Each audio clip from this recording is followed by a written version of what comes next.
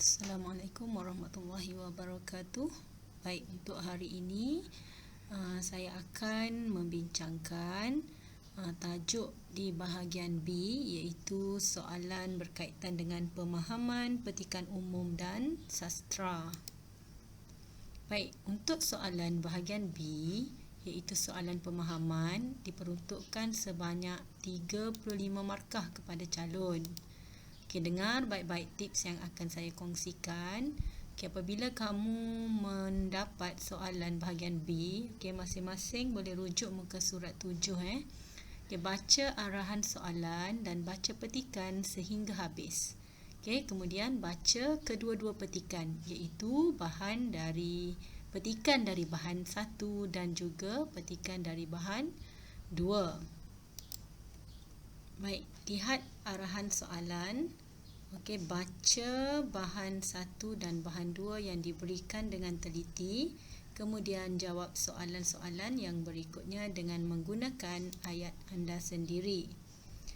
Okey, sama-sama baca, tengok bahan petikan umum yang pertama.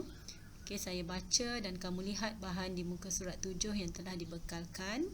Sukar untuk kita menjaga tubuh jika tidak tahu apa-apa mengenainya. Ibarat kita hendak melawan musuh tetapi tidak memahami sebab dan cara untuk bertindak.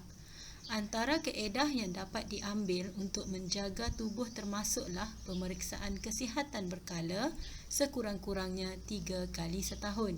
Pemeriksaan kesihatan secara berkala perlu dilakukan untuk mengesan penyakit ketika masih pada peringkat awal kerana mencegah lebih baik daripada merawat. Oleh itu, sebelum apa-apa yang tidak diingini berlaku, lebih baik jika kita melakukan tindakan awal pencegahan. Selain itu, aspek pemakanan juga amat penting bagi menjamin kesihatan yang baik.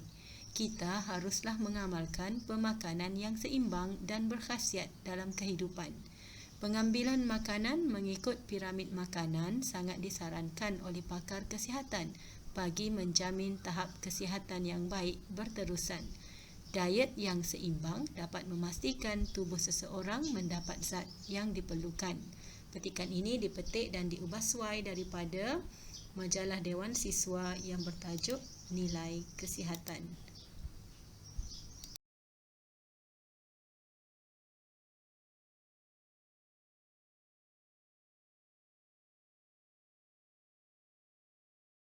Baiklah, untuk yang seterusnya, kamu lihat bahan 2.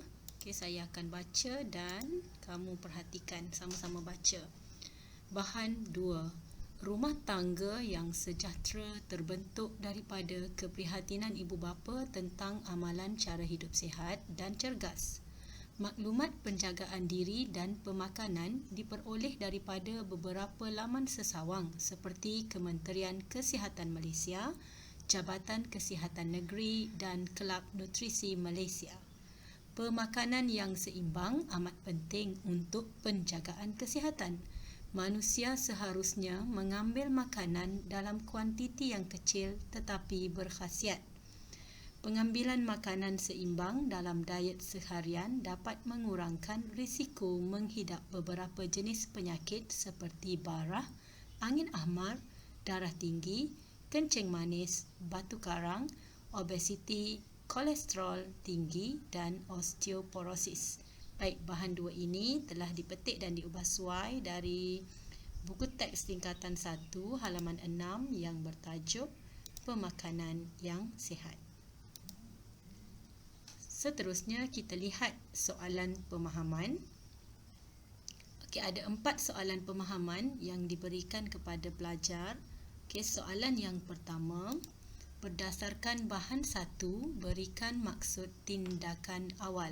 Okey, untuk menjawab soalan yang pertama ini, pelajar perlu melihat kembali petikan yang terdapat dalam bahan 1.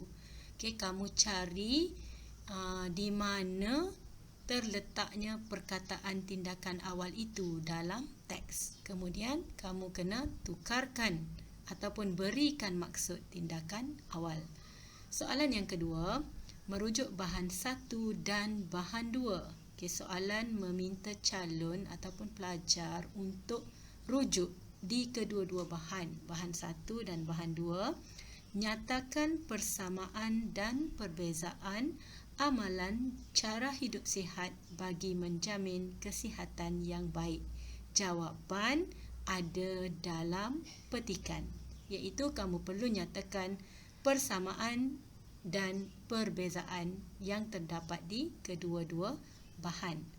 Soalan yang ketiga. Pelbagai langkah telah dilakukan untuk meningkatkan kesedaran tentang kepentingan menjaga kesihatan diri.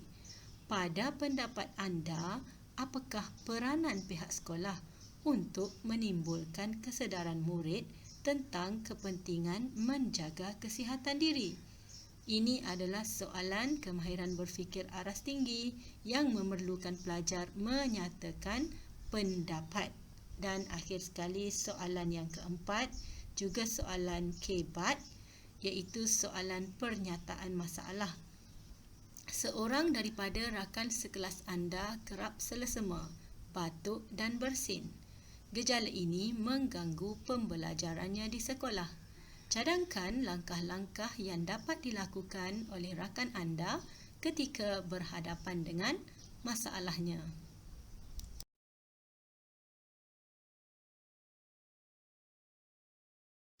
Seterusnya, mari kita lihat jawapan. Jawapan saya telah sediakan. Contoh jawapan dan juga cara untuk kita menjawab soalan pemahaman ini. Baik, untuk soalan yang pertama, bagi soalan berdasarkan bahan 1, berikan maksud tindakan awal. Jawapannya seperti berikut. Maksud tindakan awal ialah langkah permulaan. Baik, kita lihat perkataan yang diberikan, iaitu tindakan awal. Untuk menjawab soalan ini, para pelajar perlu mencari sinonim ataupun perkataan yang seerti bagi perkataan tindakan dan juga awal. Perkataan yang sinonim bagi tindakan, kita boleh letakkan dia sebagai langkah. Awal ialah permulaan. Oleh sebab itu, jawapan ini, maksud tindakan awal ialah langkah permulaan. Soalan ini memperuntukkan 2 markah kepada pelajar. Soalan yang seterusnya, iaitu soalan yang kedua. Merujuk bahan 1 dan 2, nyatakan persamaan dan perbezaan amalan cara hidup sihat. Lihat jawapan.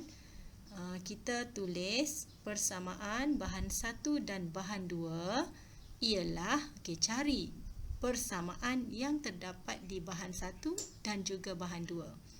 Jawapannya ialah pemakanan yang seimbang dan berkhasiat. Selain itu, pengambilan makanan adalah mengikut piramid makanan. Soalan ini memerlukan 2 perkara.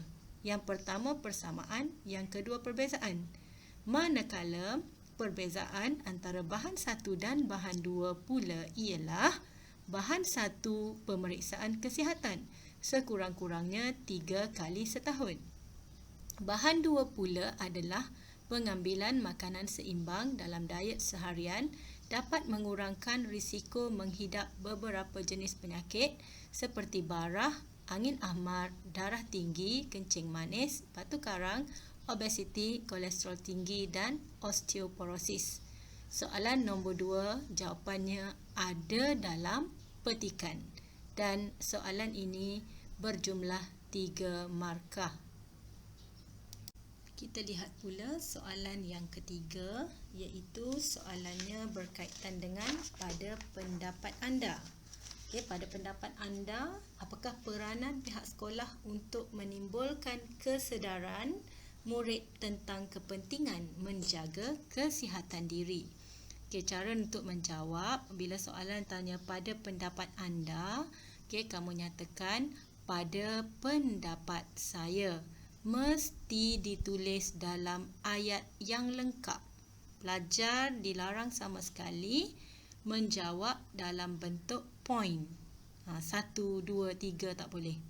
Pada pendapat saya, antara peranan pihak sekolah untuk menimbulkan kesedaran tentang kepentingan menjaga kesihatan diri dalam kalangan murid ialah, kita salin balik pernyataan soalan.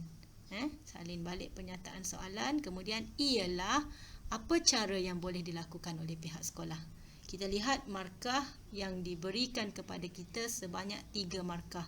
Bermakna pelajar perlu nyatakan 3 isi, 3 jawapan. Apa dia? Ialah dengan mengadakan ceramah menjaga kesihatan. Isi yang pertama.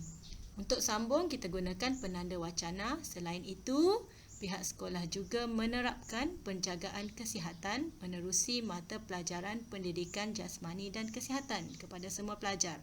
Akhir sekali, isi yang ketiga, pihak sekolah boleh mengadakan lawatan ke hospital. Berikut merupakan cadangan isi. Sekiranya pelajar mempunyai idea yang relevan dengan kehendak soalan, markah diterima. Jawapan anda diterima. Soalan yang keempat berkaitan dengan cadangkan langkah-langkah yang dapat dilakukan oleh rakan anda ketika berhadapan dengan masalahnya. Langkah-langkah yang dapat dilakukan oleh rakan saya ketika berhadapan dengan masalahnya itu ialah markah 4 markah, kamu nyatakan 4 langkah, 4 isi. Ialah segera mendapatkan rawatan di klinik atau hospital. Selain itu, beliau perlu memakai pelitup muka dan hidung. Di samping itu juga, beliau perlu berehat di rumah. Akhir sekali, mengamalkan pengambilan vitamin C untuk kekal sihat. Bagi menjawab soalan yang ketiga dan keempat ini, memerlukan pelajar menjawab menggunakan daya fikir pelajar sendiri. Bermaksud tiada jawapan dalam petikan. Pelajar perlu fikir dan nyatakan jawapan yang relevan dengan kehendak soalan. Akhir sekali, itu sahajalah perkongsian saya pada hari ini berkaitan dengan bahagian B, soalan pemahaman. Saya fokuskan pada hari ini petikan umum. InsyaAllah untuk kelas kita yang seterusnya, saya akan berikan contoh soalan bagi petikan sastra pula. Baiklah, sekian, terima kasih. Semoga beroleh manfaat dan kejayaan. Assalamualaikum warahmatullahi wabarakatuh.